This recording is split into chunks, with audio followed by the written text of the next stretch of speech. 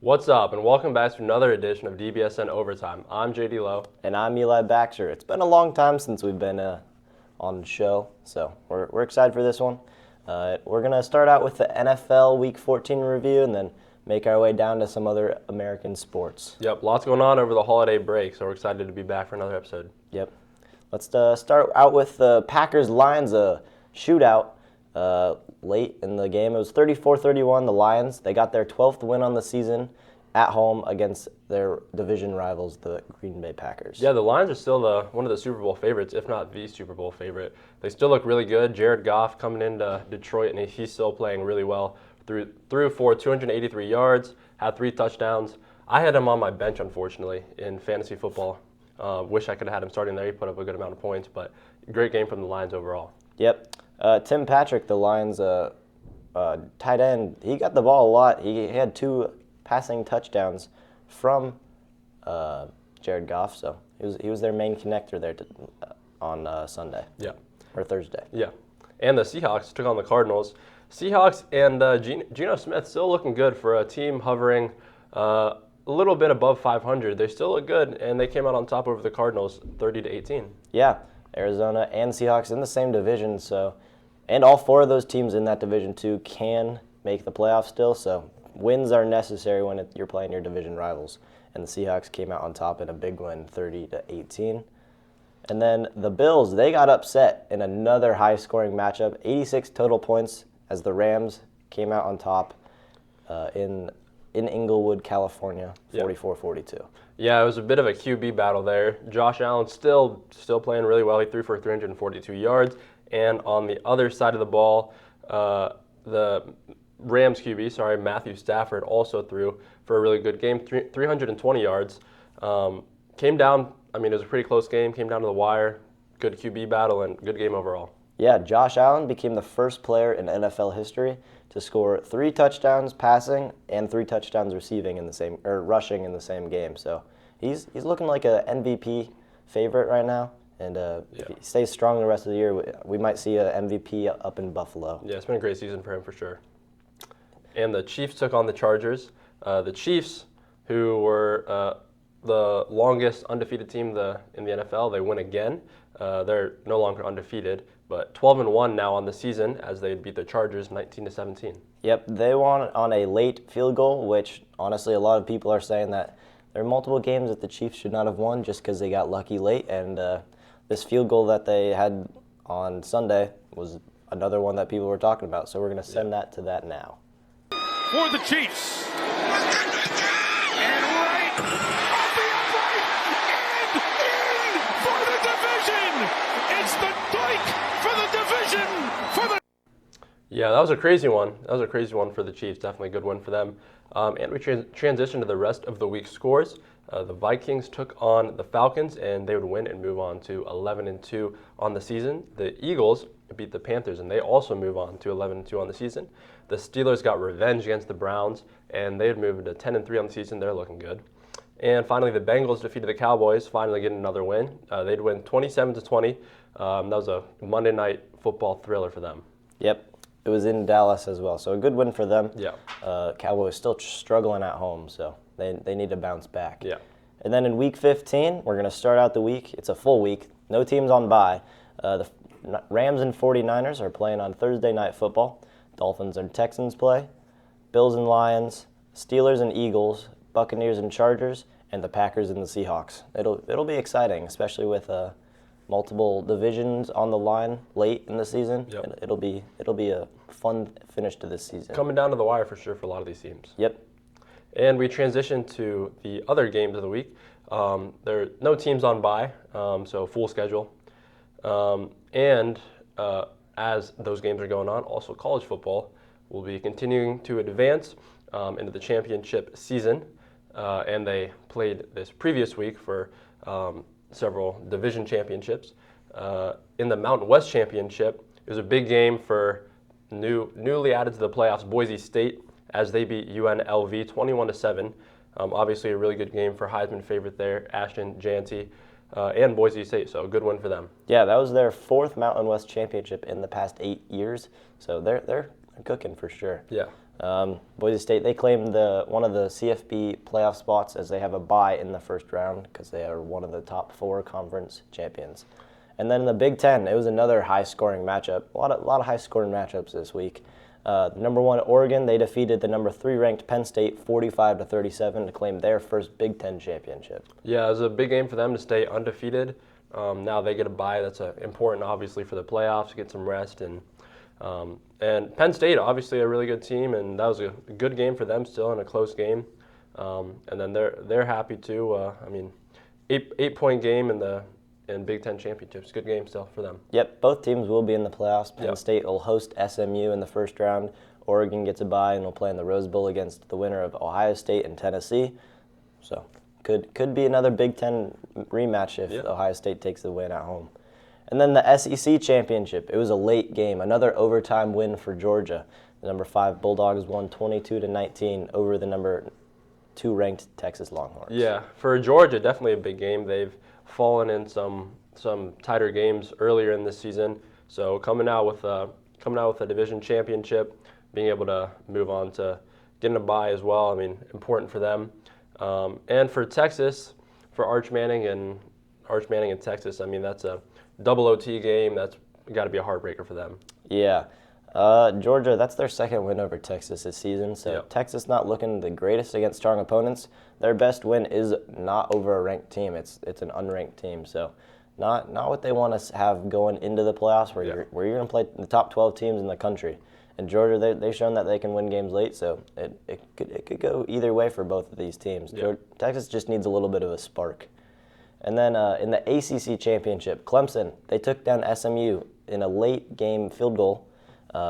Propelled the Tigers ahead of the Mustangs. Yeah, SMU, a really good team coming into this ACC championship game.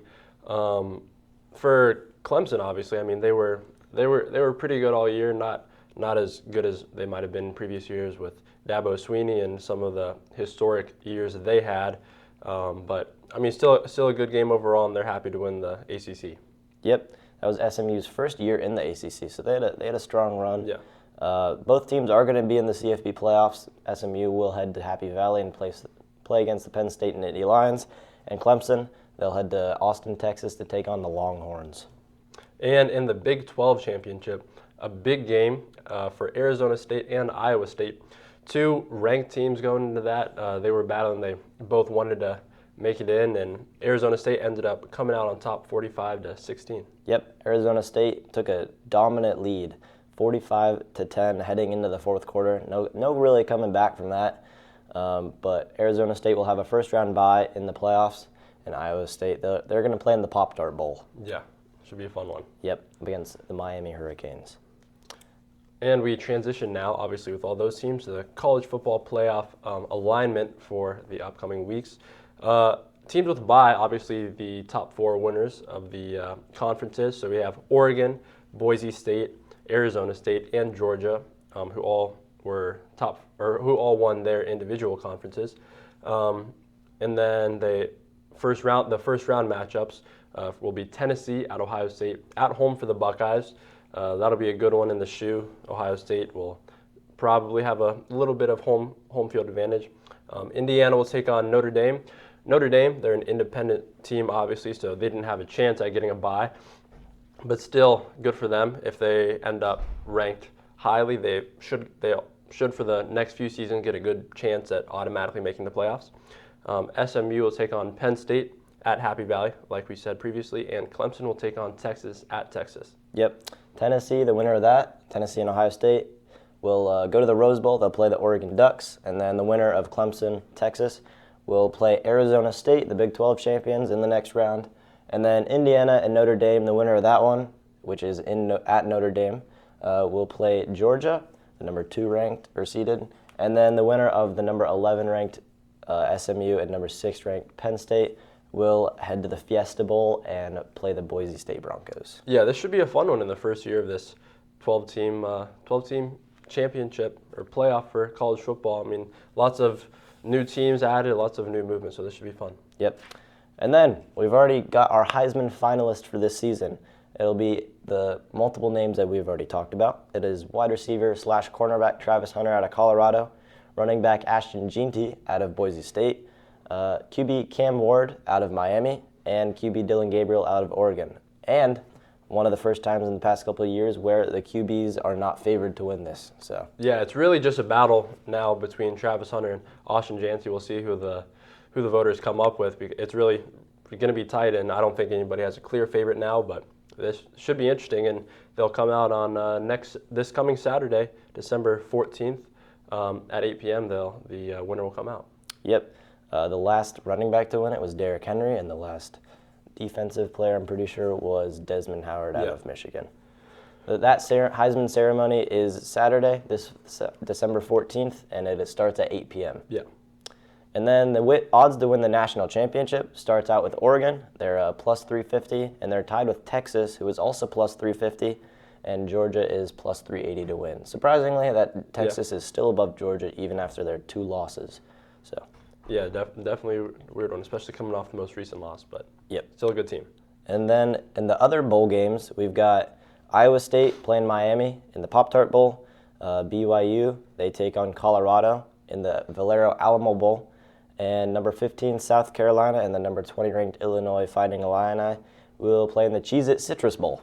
Yeah, so lots of fun ones coming up. I mean, this is probably the best part of the season for football fans, all the bowl games. Playoff football coming up too, so should be fun next couple of weeks. Yep. And then for our picks of the week, we've only got one game this week, only one game being played all week, and that's the Army-Navy game.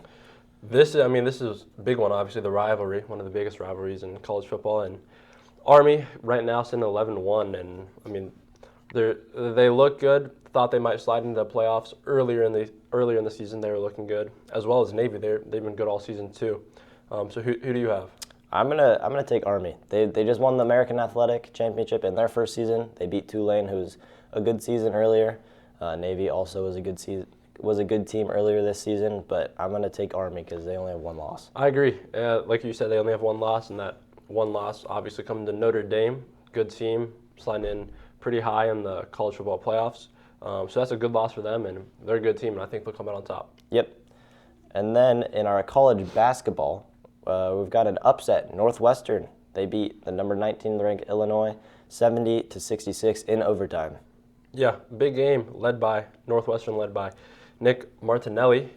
He score for 27 points.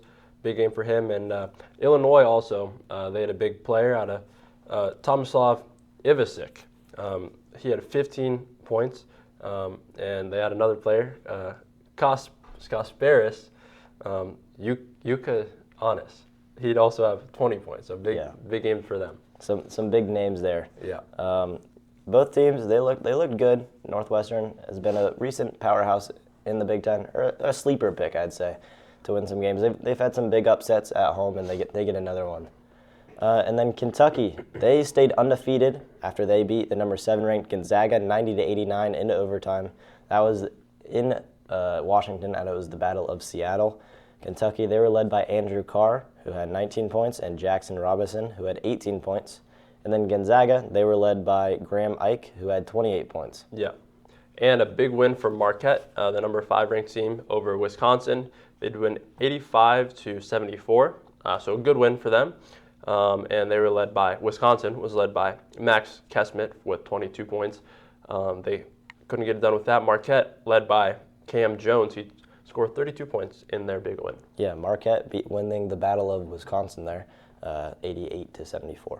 And then Kansas, the number 1 team ranked in the country, they're taken down. They got handed a pretty hefty loss, 9-point loss to Missouri. They were unranked, 76-67. Yeah, I mean that's big for Missouri. Definitely good for early in the season to beat a top team like that. And Missouri was led by Tanner Bates, who scored 29 points. Kansas led by Hunter Dickinson with 19 points. Yep. Hunter Dickinson used to play at Michigan, and he was transferred a couple years ago, and he's made a big impact right away. For sure. And we transition to the NHL. In Columbus, the Blue Jackets are still off to a better start for this season than they have in years prior, but they sit at the bottom of the Metropolitan Division. Although they're currently 12-13 on the season, Metropolitan Division just a strong division this year. So not really a fault of the Blue Jackets per se. more of the teams above them.